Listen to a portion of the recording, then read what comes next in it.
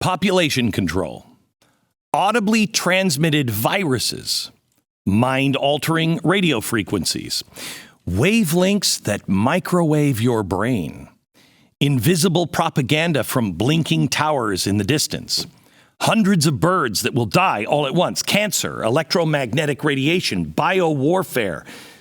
These are some of the craziest ideas, the science fiction nightmares, right?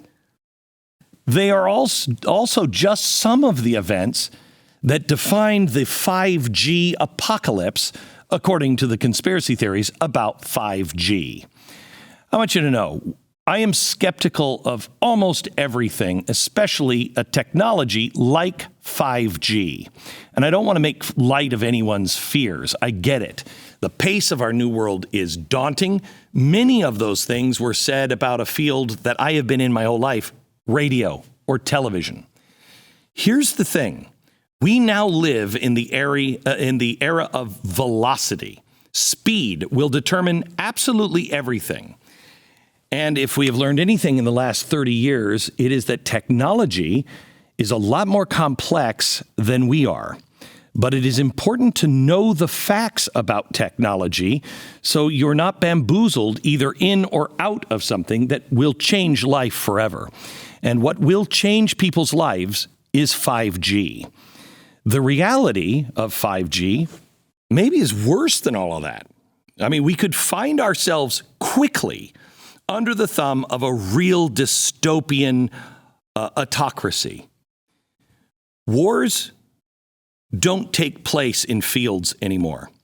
Wars may not even involve people soon because of things like 5G.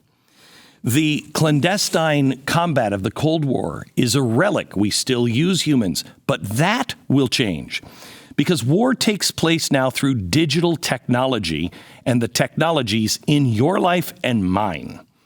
The nation that develops and dominates the latest technologies and the biggest pipeline of information, data and communications, that is the one that will win the war. And at the moment, China is far more advanced than any of us realize. And right now, we are intentionally shooting ourselves in the foot. As Commissioner of the Federal Communications Commission, today's guest is one of the few people that can actually help us clear away the fiction to get to the truth. Something is very wrong with what's being said about 5G. Today on the Glenn Beck Podcast, welcome Commissioner Brendan Carr. Since Roe versus Wade, over 63 million babies have been aborted in the U.S. That's nearly 1 in 4 pregnancies. They end in death. Choice to choose to kill the child. In the midst of this awful tragedy, we can do something about it. It's called preborn. This is where technology comes in. It is the direct competition to Planned Parenthood. It's the largest provider of free ultrasounds in the U.S. Here's what we found.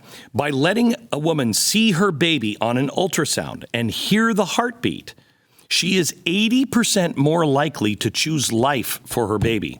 This is why the left works so hard to make sure, wait, you don't need an ultrasound. You don't need to hear anything.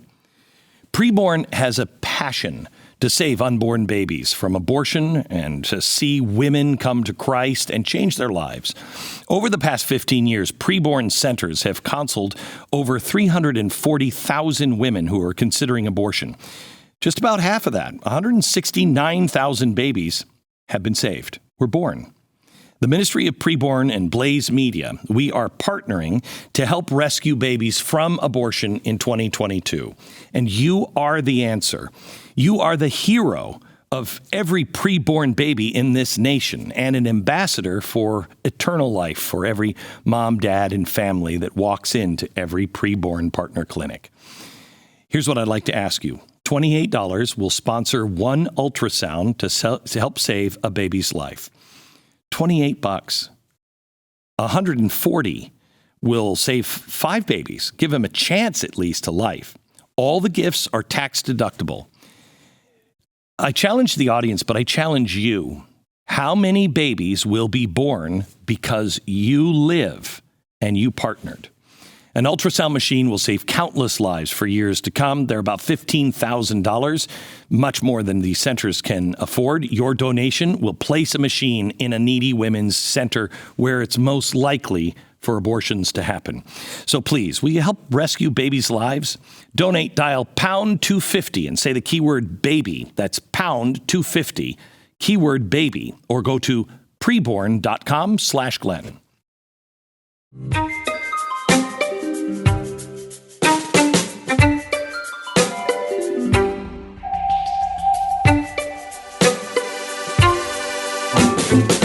Commissioner Carr, how are you, sir? I'm doing great. Good to see you again. Yeah, good to see you. Thank you for being on. There's a story that I'm perplexed by, and it all revolves around 5G. What the heck is happening with the rollout of 5G and the airports and the airlines and all of that? What is real here?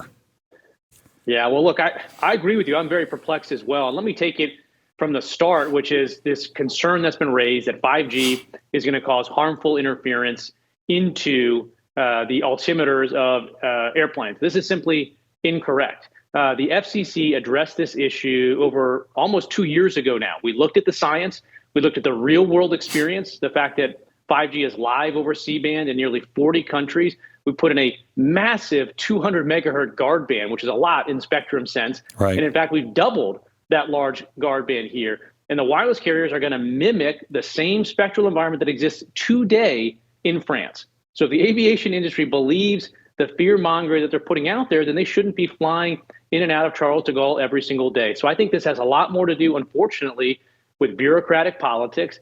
And frankly, this reflects a broader pattern within the Biden administration of just chaotic decision making. This was a decision that was teed up the way Congress intended it. The FCC looks at it, and this has gone off the rails, pretty late in the process. Okay, so let's start with a basic understanding of 5G. Let me tell you what I think it is, and then you tell me where I'm wrong or enhance.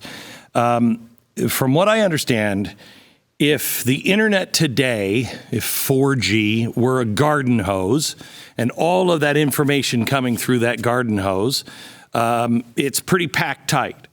5G is the size of the chunnel compared to the garden hose.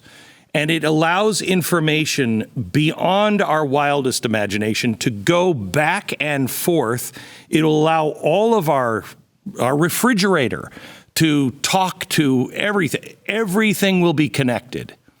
Is that an accurate description?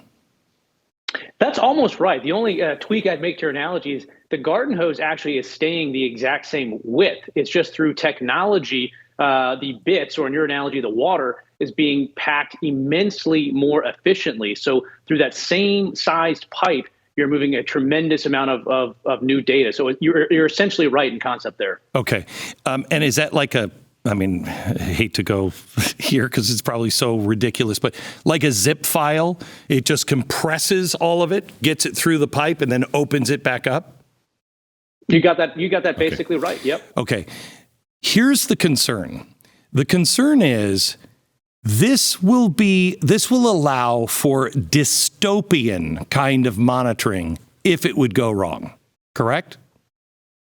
China. Well, to some extent, you're right. You're right. And that's why we have stepped up activity, particularly, in the last administration, on entities like Huawei and ZTE. Because look, to your point, when the internet was about sending email files back and forth and looking at cat videos, that's one thing. But now, to your point, that every single thing is getting onboarded onto the internet, not just banking, financial information, to your point, security camera, everything is now connected to the internet in this 5G world.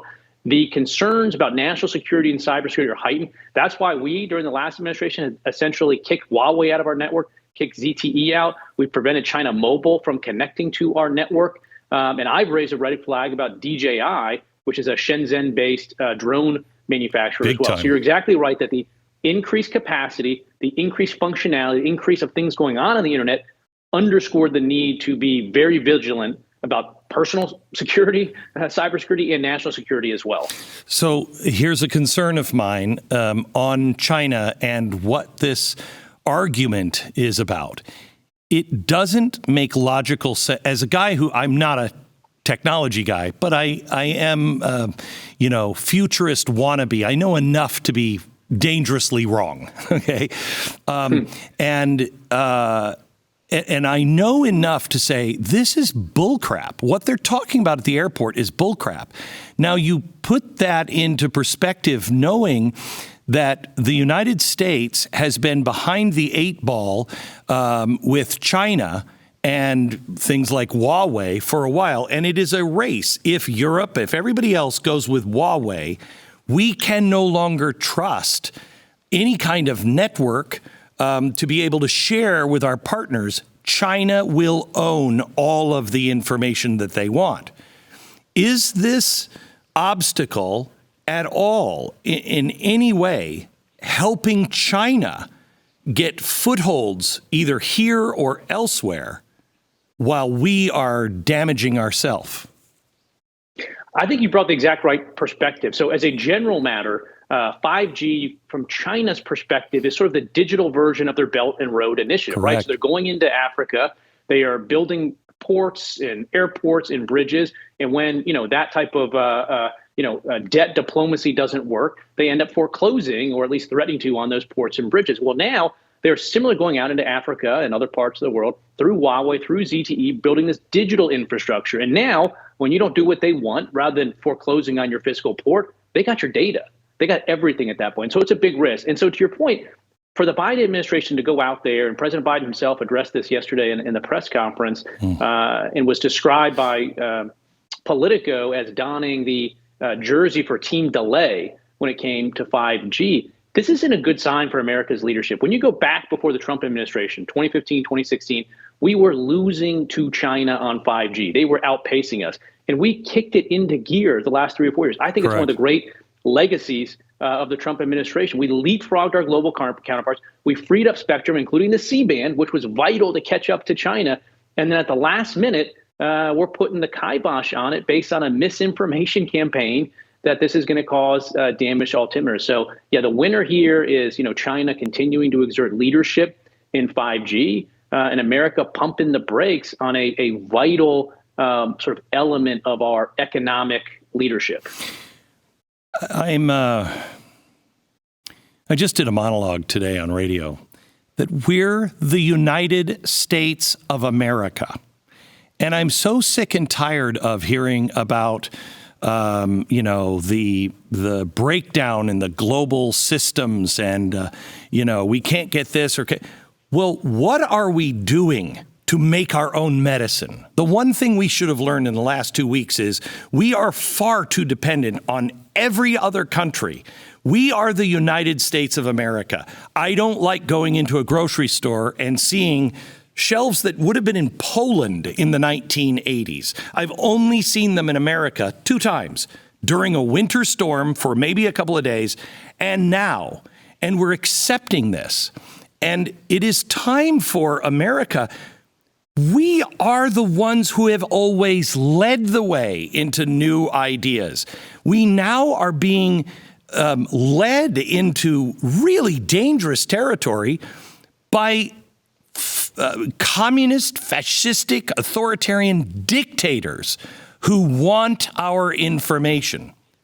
What has to happen for us to clear the path to get government at least on the side of America winning? Yeah, this episode with C-band is not very comforting because, again, Congress made the decision that said, look, all you federal agencies feed into a process. The FCC at the end of the day is going to call the balls and the strikes, our experts that do this for a living, and they did. And, moving forward with C-band would have presented another opportunity for an infrastructure build for America leadership. And look, there were officials at the FAA, at other agencies that sensed weakness within the Biden administration. And instead of having leaders in the White House that stood up and said, look, Congress said the FCC makes this call. You guys had a fair and full airing of your views. They decided against you, move on. The White House said, come in, let's talk about it, let's think about it. And it showed weakness. And they ended up having to cave when this big misinformation campaign came out. But look, there's a lot of talk about infrastructure, and 5G is infrastructure. And right now today, the hard work's been done. The towers have been built. Tower climbers have gone up, they've hung the antennas, and all we have to do is flip the switch to turn it on. But for all the talk of infrastructure right now, that infrastructure is sitting there lying fallow for absolutely no reason.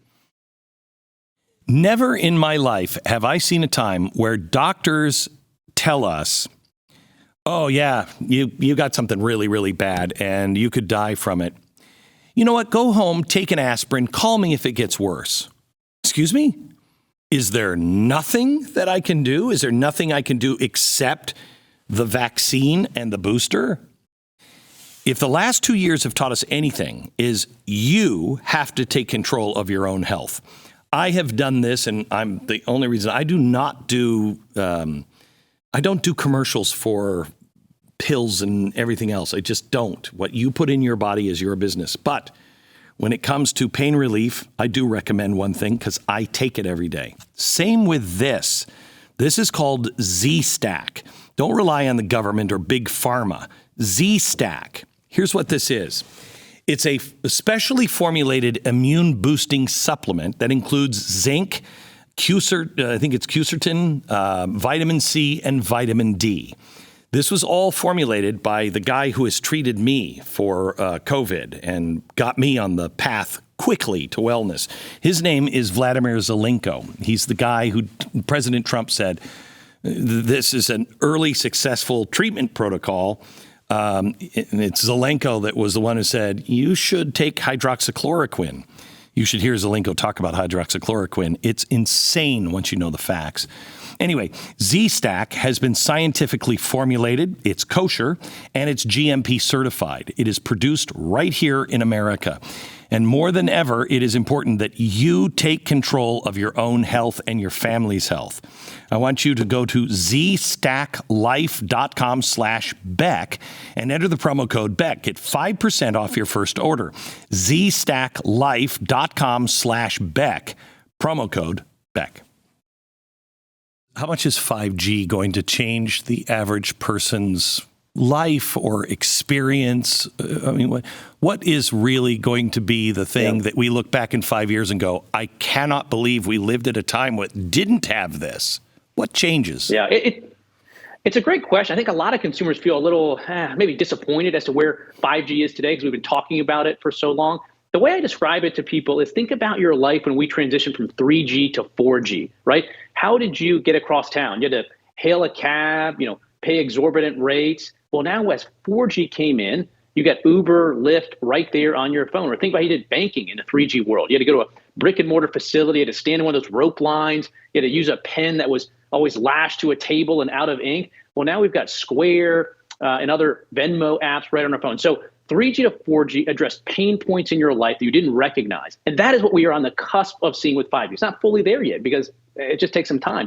So 5G is going to take pain points in your life today and develop a solution that wouldn't have been possible in a 4G world. Maybe it's AR, VR. Maybe it's connected cars. Maybe it's telehealth applications. So we're still on the front end of seeing that because we're just building this technology out. In the short term, it's more competition for in-home broadband. Not as sexy as some of those other whiz-bang ideas, but 5G is being used today to give people choice and competition for high-speed service in their home, where maybe they felt like before they only had one option for high-speed service. So I'm still optimistic about it, but we've been talking about it for a while, and I think that people are like, I'm ready to see something that's actually real and different than 4G, and I hear that. So 5G, correct me if I'm wrong, what we're introducing will reduce what's called latency to the point we can't do telesurgery right now because it's 100th at best, it'll be 100th of a second behind. Well, if you cut the wrong, place, you can bleed out and you can't fix it. You have to have real time, very low latency. Is this 5G that they're rolling out give us that kind of reduction in latency where we'll be able to see people in New York operating on somebody, that has 5G in Africa? Yeah, the responsiveness of the 5G network is so far beyond what we had with 4G that it is exactly those types of applications and many others that, frankly, if I could think about it, I'd probably get out of the government and invest in them at this stage. But even I can't see what it is. But, connected cars, right? If you take, a millisecond difference in braking could be the difference between, life and death. There's all kinds of applications that the lag and the lack of responsiveness of the 4G internet has resulted in technologists saying, I've got this idea, but the network isn't powerful enough to do it. So now we are building the network out, except in the areas where the Biden administration has held it up with C-band. And the technologists are ready to pour in and say, again, you're going to have a pain point in your life that you don't know. Take grocery shopping. I hate going to the grocery store, but I like to eat, so I got to do it. But maybe you have AR, VR, maybe you get AR, VR goggles with 5G that you're transported to your own grocery store virtually, and you know your own aisles, right? I like to go down the aisles in a particular direction, helps me remember stuff. And so that's an advance over going on to whatever grocery shopping apps there are right now. So there's things that, again, are pain points we don't recognize. Someone's going to solve it, and they're going to solve it because of the speed, resilience of the 5G network that we didn't have with 4G. We're living in a time right now that, it must be in some ways thrilling to be an FCC commissioner because you're seeing all of this. You're there at the space. There's like, okay, do we do this or we do not do this? I've done radio for 45 years. For most of the time, it was the Communications Act of 1933, so it wasn't very exciting. Now, however, we are wrestling with things. For instance, you just said AR or VR. We're wrestling with things like the metaverse that I don't think people really, truly understand. That's Ready Player One. And it will change us as people. It will change relationships. It will change how we view ourselves. It changes fundamentally everything. Do you spend much time, or do you and your colleagues spend much time, even if you don't have to decide, thinking, gosh, which part of this is good and which part of this could destroy us? Yeah, look, I flip back and forth through a couple of lenses when I do this job. One, I say very grounded in where we are and where are we falling short today. There's still too many parts of this country that have 0 megabits per second when it comes to high-speed service. Yet, there's parts of this country where we're making tremendous progress. We're bridging the digital divide. We want to sing the praises of that work. So you've got to balance in your mind the positives of where we are with where are we still falling short, and then we can address it. And then to your point, to the future, what is the upside? What is the good side? What are all the great things that are going to happen from innovation? And having your back of the mind, some of the downsides. In the main, we as regulators try to help create the platform, and we don't try to then, micromanage what's good or what's bad about it, but we have to keep an eye on it. And the most important thing to me is freedom, diversity of thinking, right?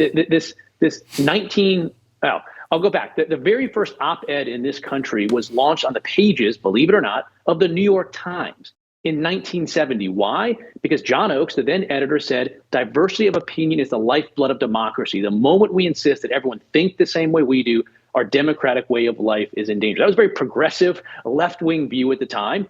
And unfortunately, I think progressives have turned heel on that view. So as we go into this future, sort of where we started from, there's a concentration of power in corporate hands. And as a culture, we have to return to the embrace of diversity of views. If Twitter gets into the financial services space and starts taking their block list and denying people financial services, that's not good. If we see the metaverse developing the same way some of the Facebook censorship has, that's not good. So I do think it is incumbent as a cultural matter that we stand back up for free speech, and that for those of us in government like me to continue to work to try to get enough votes to say, look, we need some core political anti-discrimination rules out there. More speech is better than less. So that's one thing that does worry about me about the increased connectedness is the consolidation of that power in big tech. And are we going to see the creep of censorship from Twitter, which is bad enough to have censorship, but imagine getting financial services denied and everything else that's going to be connected in the future. Right. And that is part of the Great Reset. I don't know how much you're up on the Great Reset, but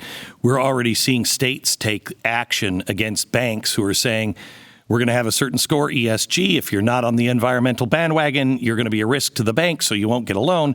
Also, E is environmental, S is social justice, and G is governance. Who do you have on your board of directors? It's truly a frightening thing because it's an end run around Congress and our Constitution. It is a public-private partnership where you might like it today, but if the other side gets in, that's a very dangerous weapon. I mean, I went on today to Google and YouTube, and I've posted hundreds of videos on the Great Reset. If you go to YouTube and you type in Glenn Beck Great Reset, my videos don't come up. Now, how is that possible? I'm very concerned about it's not just the tech companies. It is they're in bed with many of the regulators or the government. And that is extraordinarily dangerous. And I don't see anyone, especially on the left, really taking this seriously. Look, I think this was a blind spot for so many Republicans for so long. Look, we had this great moment where we sort of solidified a lot of the theoretical approaches of the conservative movement in the 70s and the 80s. And the idea then was the greatest threat to individual liberty is government power. And what has happened since then is the unprecedented rise of corporate power, in part, as we're talking about, because that power happens in the digital space. When you have, railroads and other sort of, historic instances of monopoly or gatekeeping power, it was a slow moving monopoly. It took a while to build a railroad. Well, now Facebook, Twitter, they can go from nothing to having a network effect that impacts millions, if not billions of people. And so Republican Party conservatives were very slow to see that the rise of corporate power and the threat that it poses to individual liberty.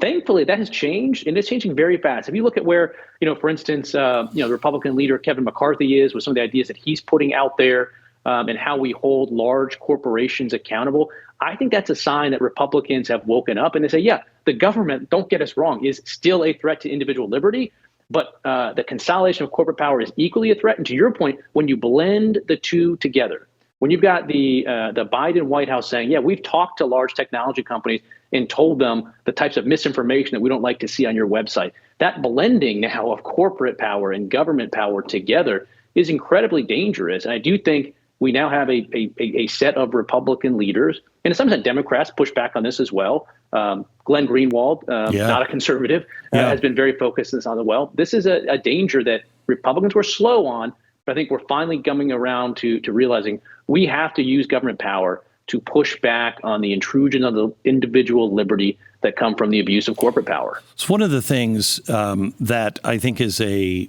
huge win for the American people, and I don't know if it did ever get traction. We're entering a new space. Jobs, everything is going to change. 40% of all jobs that exist today will be gone in 2030. Replaced by what? I don't know. But that's why a lot of people are talking about UBI, et cetera, because there's going to be a few that have great power that is harnessed by AI and especially quantum computing that the world won't have to do the things that we do. Our life will be a lot easier, more complex in some ways. Right now, when you look at the power of these companies, they get their power from information. We've given them all of our information, and so they use it in a myriad of ways. And some people, they don't care. But is it possible to create a situation to where the individual, their rights continue to how they live their life, what they think, what they do, and they always own that information? And if you want to make money, then you can sell it to the highest bidder if you want. But you retain the rights to all of your information. And if you never want to share it, then you don't share it. Is that workable at all? Should we be thinking that way? I think you're right. We are seeing some pushes on a bipartisan basis in Congress to do exactly that. And it's a mixed bag. America is very diverse. People are very diverse. To your point, some people are aware of how much data they're, getting taken from them by big tech. Some people don't care, and some people have no idea. I think the vast majority don't know. I mean, so for instance, if you take Google, other smartphone manufacturers, you can have your phone off entirely, not connected to anything. And that phone records and knows, based on barometric pressure sensors in the phone, what floor you are in a house. When did you open the door to a car and close the door to a car because of the change in barometric pressure? It knows where you go, and it sends all that data back. So at some level, you could say people don't care. At another level, you could say, what people know when they don't care. I honestly do not believe. I think people would be blown away if they could look and see at all of their data that is getting collected on their phone, even when it's not even on. Now, look, I don't think that means we, smash our phones and become Luddites. Correct. I'm not someone that says, this technology is all bad. But to your point, let's empower people to make more informed choices. And again, the data has a lot of value. Not necessarily individual value, it's the aggregate value of it, but still, let's put some power back into the hands of everyday people here. But it is aggregate power now. They always say we can't read metadata. Well, that's not entirely true, and especially in the future. They already have more information on me and you and everybody else than we even know about ourselves. Yep. They can predict exactly what we're going to do in many cases. That's not only dangerous, but it is also extraordinarily valuable, and it blurs the line of, well, was that my idea to go on that vacation or to go there or to eat this? Or was I manipulated subtly in ways that I can't even know? That's not only important to discuss and know, but it is also important to be able to control and say, no, you know what? I don't want you in this part of my life and data. None of that is shared. Yeah, you're right. Look, this is, again, conservatives, Republicans, we are hopefully no longer deferring entirely to whatever a big corporation wants. We are for it. And this is why, we need not just Section 230 reform, not just what I would view as sort of political anti-discrimination requirements, but we need transparency. And to your point, not transparency where they, show you the ones and zeros of your algorithm. There's a way they can just bury you with information that doesn't mean anything, but we need transparency in a way that is understandable to people so that they can decide, to your point, this part of my life, I want cordoned off. I'm fine with data being, taken and put to use over here, but the lack of transparency about what is going on with your data is a real problem. Is this something the FCC should be roping off and leading? Yeah, I think there is a role for the FCC. When I was in the majority at the FCC in the last administration, I pushed pretty hard to try to get 230 reform. The votes weren't there. So there's a role for the FCC, no doubt. There's a role for the Federal Trade Commission, and there's a role for Congress. And that's why, I really like the ideas that Republican leader McCarthy has put out. Catherine McMorris Rodgers, Republican leader of the Energy and Commerce Committee, they have a big tech accountability platform. There's some very, very good ideas there. And I'd hope maybe hopefully on a bipartisan basis, we can get together and pass them. But, we've moved from the stage of, not thinking there's a problem, being blind to it, to thinking there's a problem. And now we're actually at the stage where pen is getting put together, smart legislation is getting put together. And now we just got to get that across the finish line. So let me switch to a subject that it seems so old and antiquated, but it is near and dear to my heart. I'm a radio broadcaster. I always have been. I always will. And we've been talking about the end of AM radio forever. Radio is performing. It is absolutely the opposite of what's happening to television. Television is going way down the tubes and people are finding it. You would think when Apple is providing music and you can create your own station and everything else, that would hurt radio. Radio is actually performing well. However, I've built digital studios. I'm in all kinds of technology. Nothing is really changing in the radio industry, and it kind of has this idea that it's dying. The mom and pop local broadcaster, the local radio station that is controlled locally, is vital to anything that this country might face in case of trouble. That it is locally operated and run, and that it has viable technology. Is there anything on the horizon that is trying to shut down voices on radio to lack the diversity that has an actual cash cow into it that can do it? And is there any place that the FCC should look at and say, broadcasters, feel free to go here, invent, think about, open up, deregulate on any place? You're right about a lot there. I mean, first and foremost, there is I think the old saying is there's no greater, more visual medium than radio. It paints a picture in people's mind. It is such a powerful medium, despite all the other whiz-bang technologies that we have out there. And you're right, there's a lot of local radio broadcasters that are struggling right now. I was in a small town in Wyoming, was in a relatively big town. There was a radio station there that was thriving. They had local news, local reports, drove about an hour away, another small town.